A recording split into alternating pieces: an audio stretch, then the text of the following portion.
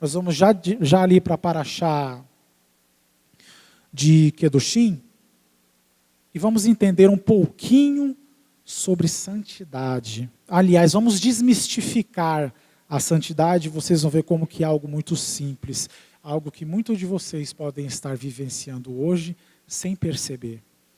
Abram ali comigo no livro de Levítico, capítulo 19, do versículo 1 e 2. Disse ainda o Senhor a Moisés: diga o seguinte a toda a comunidade de Israel: sejam santos, porque eu, o Senhor, o Deus de vocês, sou santo.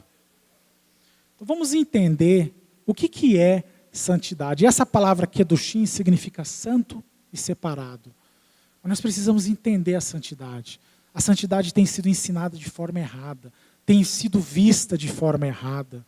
As pessoas têm tido uma ideia muito utópica. Parece que a santidade é algo muito distante, muito inalcançável para muitos. E nós vamos entender isso daqui. Então eu vou trabalhar com tópicos com vocês para a gente poder entender isso aqui. Primeira característica sobre santidade: é mandamento de Deus. Não é uma opção. Você não pode apresentar para Deus uma desculpa e uma justificativa para não se santificar. É mandamento de Deus e ele é repetido, né, para o pessoal que não ainda tem a resistência, né, com a Torá, com o Antigo Testamento, ele é repetido no Novo Testamento, lá em 1 Pedro, capítulo 1, versículo 15 ao 17. Mas, assim como é santo aquele que os chamou, sejam santos também em tudo o que fizerem.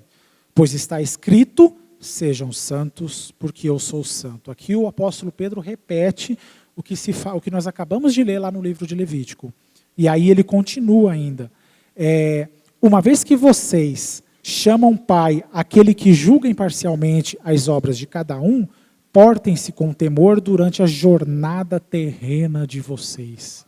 Amém? Então, a primeira questão que nós temos que entender sobre este mandamento, sobre a santidade, é mandamento de Deus.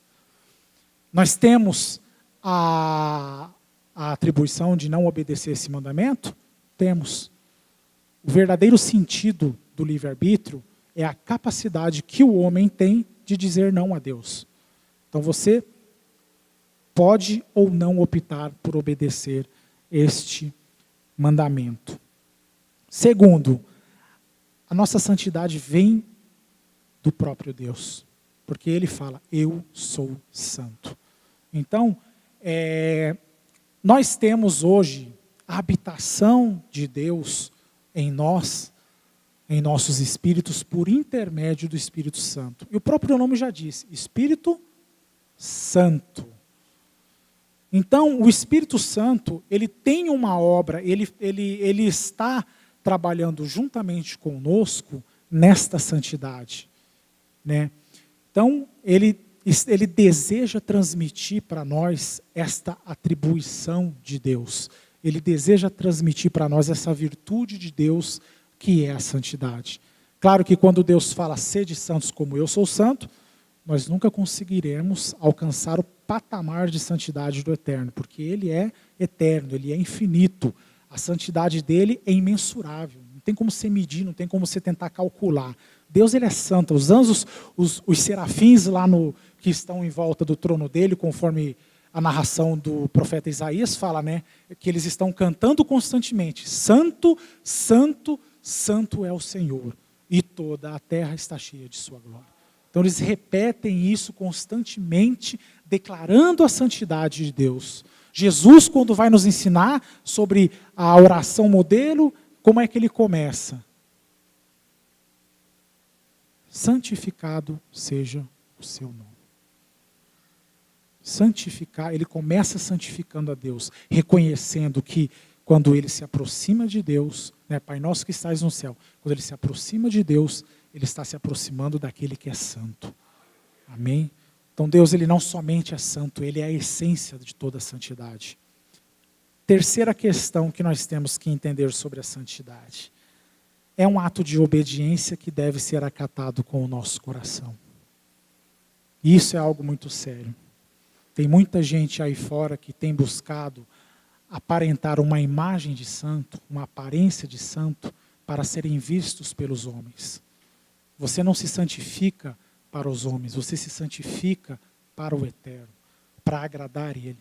Você sabia que a santidade é uma característica do nosso Pai, e o nosso Pai deseja que nós, como filhos, tenhamos a capacidade de seguir Ele nesse aspecto. Pessoal que é pai, quantas vezes vocês não se alegram quando vocês veem os filhos de vocês seguindo o passo de vocês? O que isso traz ao coração de vocês? Traz orgulho, alegria. Vocês se sentem bem. Aquilo que o filho de vocês faz, ele transmite algo para você e que te faz sentir bem. Agora, transfere essa ideia para Deus. Quando nós estamos buscando ser santificados, nós estamos deixando o coração de Deus orgulhoso, deixando o coração de Deus alegre. Nós temos que buscar isso, gente. Nós temos que buscar essa santidade. É mandamento, é um ato que depende da nossa obediência, mas isso tem que estar no nosso coração. Nós devemos desejar essa santidade. Nós devemos desejar nos assemelhar cada vez mais ao nosso Criador, cada vez mais ao nosso Messias. Porque Jesus viveu essa santidade. Apesar dele ter sido tentado de todas as maneiras possíveis, ele se manteve santo. Ele seguiu o padrão que o Pai dele estabeleceu. E nós devemos fazer o mesmo. Para a gente ver um exemplo não vai falar exatamente sobre a questão da santidade, mas para a gente entender. Mateus capítulo 23, versículos 26 e 27. Fariseus cegos. Esse aqui foi um momento em que Jesus estava discutindo com alguns fariseus hipócritas lá, né? E resolveu dar uma reguada neles. Fariseu cego.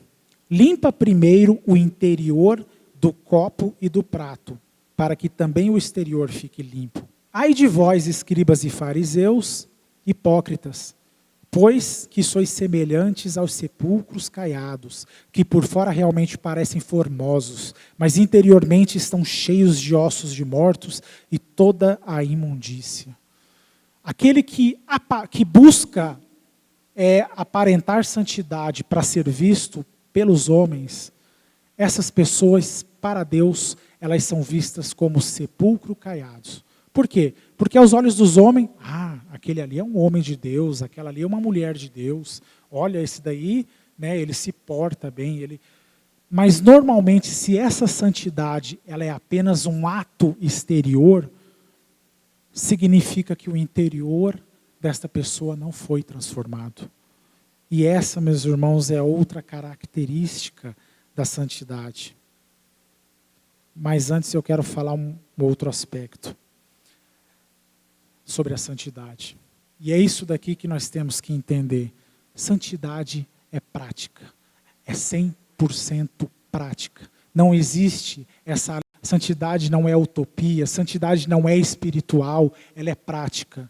E como é que nós praticamos a santidade? Como é que nós crescemos em santidade?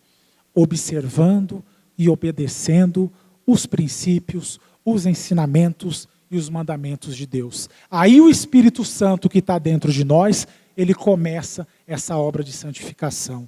Então, para vocês terem um exemplo, a palavra diz, não matarás.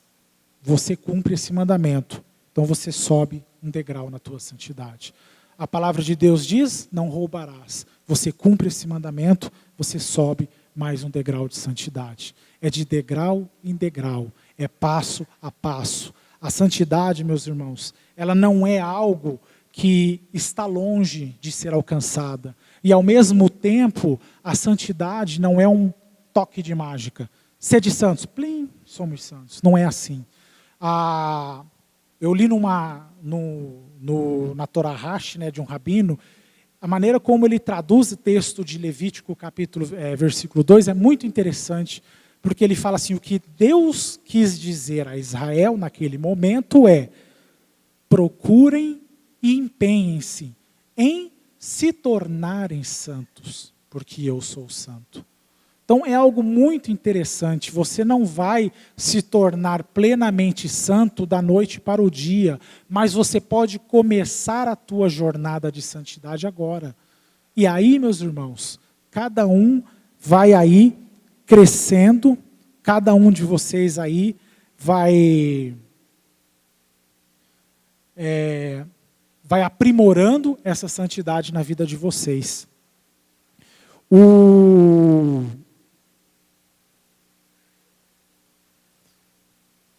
O Espírito Santo ele só pode operar nas nossas vidas por intermédio da palavra de Deus. Da mesma maneira que Deus só pode nos abençoar naquilo que é prometido na sua palavra, o Espírito Santo vem para transformar nossas vidas de acordo com a palavra de Deus. De acordo com qual palavra? A que nós aprendemos? Não.